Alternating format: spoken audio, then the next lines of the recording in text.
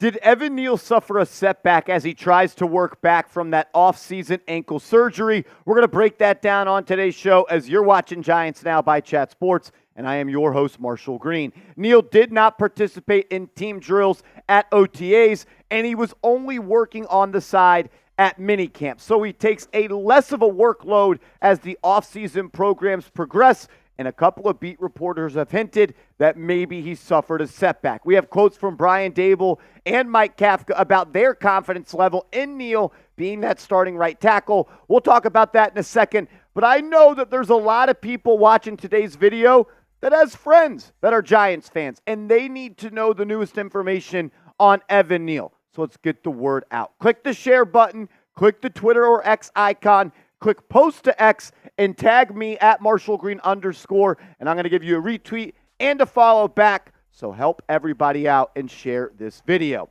Pat Leonard of the New York Daily News said this about Evan Neal. Quote, Giants right tackle Evan Neal is on the bike and on the side. He didn't even stretch with or break down with the team at start of practice today, from what I could see. This quote is from a couple of days ago. He said, he is coming off ankle surgery, but he has been on the field for early periods this spring and then working in on the side during team drills in prior OTAs. So OTAs, he was working on the field, just not during team portions. At minicamp, he was only on the side. Dan Duggan of The Athletic said this back on June 11th, quote, Brian Daboll said right tackle Evan Neal won't participate in minicamp. He did not. He also said they have backed off Evan Neal, who underwent ankle surgery in early January. We haven't seen Neal take any team reps this spring.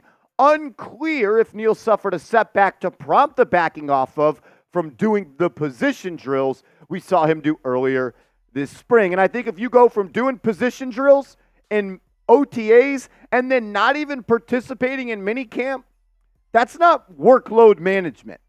I understand a little bit more to that. Brian Daboll did say, though, that the plan is for Evan Neal to be ready for training camp, which kicks off in about 6 weeks from now. So I guess we'll get our answer then. But to be honest with you, I am concerned about Evan Neal, his availability, his health, and quite frankly, his ability to be a starting right tackle in the National Football League. There has been one thing proven about Neal in his career with the Giants so far. He is unreliable. And the stats, they back that up. The guy in 2 seasons has just played in 20 games. And he hasn't been good in either season. He had a PFF grade of 44 his rookie year. It got worse his sophomore season, going to a 39.8. He was flagged 7 times in 13 games in 2022. And he was flagged 5 times in 7 games in 2023. The guy gave up 30 pressures in 7 games compared to 39 pressures his rookie year in 13 games. He was legitimately a worse player his second year in the NFL. Is that due to injury? I'm not so sure. But I don't know how, if you're a Giants fan, you're not concerned about Evan Neal and his potential of being the starting right tackle for this team. You look at when he got hurt in both seasons. When he got hurt in 2022, PFF ranked him as the 57th best tackle in the NFL. They ranked him as the 62nd tackle in 2023. There's 32 teams. 2 tackles play. Bottom 2, bottom 7. Not ideal. This is Evan Neal's last chance. If I was the general manager, if I was Joe Schoen, this would be the last chance that Evan Neal would have to prove to me, to prove to himself, to prove to his teammates, in the ownership of this organization, that he can be a starting caliber player in the National Football League.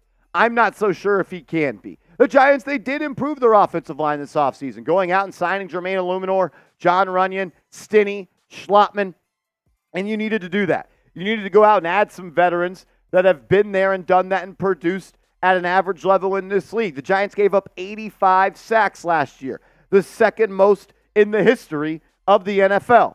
So there's not much worse you can do. And I don't expect the Giants' offensive line to be worse. I expect them to take a step. But I'm not just so sure how long Evan Neal is going to be a part of this equation. Is he going to be the starting right tackle for the entire season? Will Jermaine Eluemunor bump out there? How long will the leash be that Brian Daboll and new offensive line coach Carmen Bricillo have for Evan Neal? Overall, I'm worried because I know this. If the O-line isn't fixed, nothing else matters. And that starts with Evan Neal. The way for this offensive line to take a jump into a top 10, top 15 in the NFL is for him to play like the guy that came out of Alabama that went number 7 overall. Can he do it? I'm not so sure. I'll tell you how he can do it coming up in a second, but I want to get everybody to weigh in for me in the comment section. What is your confidence level in Evan Neal? Scale it from 1 to 10. 1 being you're not confident, 10, you know he's going to turn it around this year. Let me know your thoughts in the comments. And make sure you have your Malik Neighbors jersey for week 1 against the Minnesota Vikings. Go to chatsports.com/neighbors. That is chatsports.com/neighbors. That link will be clickable down in the comments and description of today's show. Brian Daboll was asked by the media if he still had confidence in Neal and if he could count on him as a starting player on this offensive line. And Dave said, quote, "We can count on him. He's in here. He's working his butt off. And hopefully, when everybody gets back, like I said yesterday, I'm hopeful we're going to have everybody ready to go in terms of how Ronnie Barnes has set it up and Aaron Wellman has set it up," talking about training camp. Evan is on his program in terms of trying to get back as soon as he can. He's doing everything he can. So Daboll still believes in Evan Neal. Or is that just coach talk? I don't know. Offensive coordinator Mike Kafka was also asked about Neal, and he said this: "Absolutely, I can count on Evan Neal. He's going through his rehab process, and I know he's eager to get out there. All those meetings in the O-line room, he's asking great questions and really into it and trying to get better. The medical side of it, our staff is going to take care of him and make sure he's on schedule. Whenever he's ready to go, he'll be ready to go." It's good to hear that Kafka and Daboll are exuding this type of confidence in Evan Neal. You want the leadership for your coaches to believe in a player like Evan Neal, and that's what you want. You want that. But that's just talk. It's June. What are they going to say? No, we don't believe in him. No, we don't think he could be that guy. No, we're going to bench him. Absolutely not. So you'd like to hear that. But at this point, I'm over the coach speak. I'm over hearing from Daboll. I'm over from hearing from all of these guys about how good he's going to be and how hard he's working and stuff like that. You got to go out and do it, man. You played 13 games your rookie year, you stunk. You played 7 games your sophomore season, you were terrible. You dissed New York Giants fans, calling us burger flippers, while you were legitimately a bottom 5 starting right tackle the last 2 seasons in the National Football League. But you know what? You got a new offensive line coach. You went out and you signed Carmen Bricillo from the Las Vegas Raiders, looked at widely across the National Football League as one of the better O-line coaches, and that's what you will hear from Jermaine Eluemunor. Eluemunor credits his rise in play to Bricillo. Also, other players on the Raiders' offensive line will credit Bricillo for their growth and maturation in their game. But I don't love that he's not participating in team drills and he's not getting to work with hands-on experience from Carmen Bricillo. He needs these offseason reps. You don't just show up at training camp. You don't just show up in the preseason and be like, "Oh, I'm ready to roll. I know I've been a POS the last couple of years, but I'm ready to be that guy that you thought I was coming out of the SEC."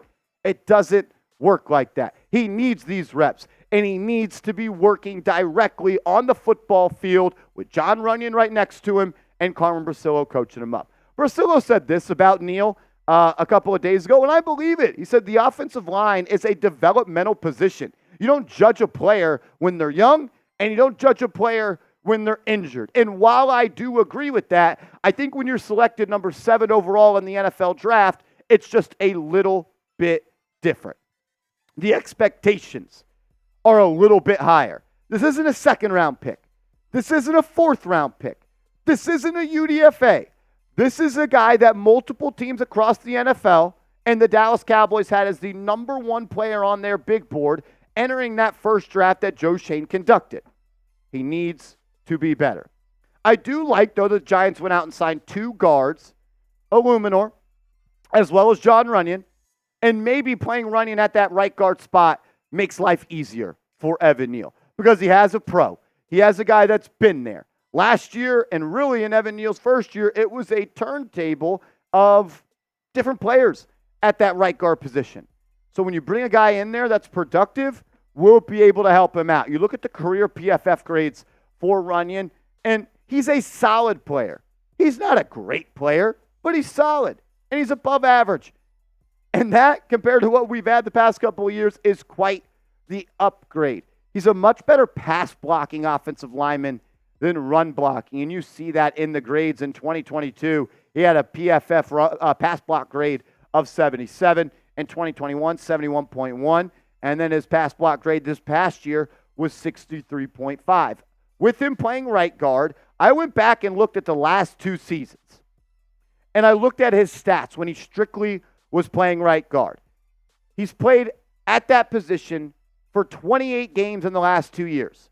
And he's allowed just 4 sacks, 8 QB hits, 22 hurries, and 34 pressures. So not a perfect prospect by any means, not a perfect player, but he's probably the best guard the New York Giants have had since they cut Zeitler to sign Kenny Golladay. And that's way too long of a gap. 2 players do not have players that are that good. I need Evan Neal to be good. The Giants need Evan Neal to be good. But if he's not, they need to make a decision. And they need to make a move that will best benefit the New York Giants. And in my opinion, that would be sliding Eluemunor back to right tackle.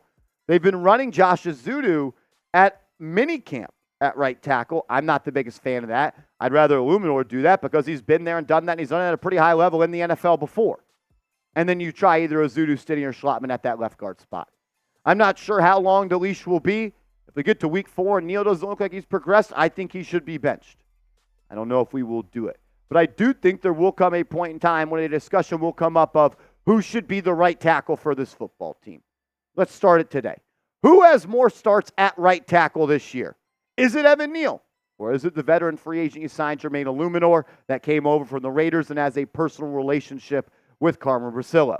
Let me know your thoughts in the comments. And make sure you have shared today's video on Twitter.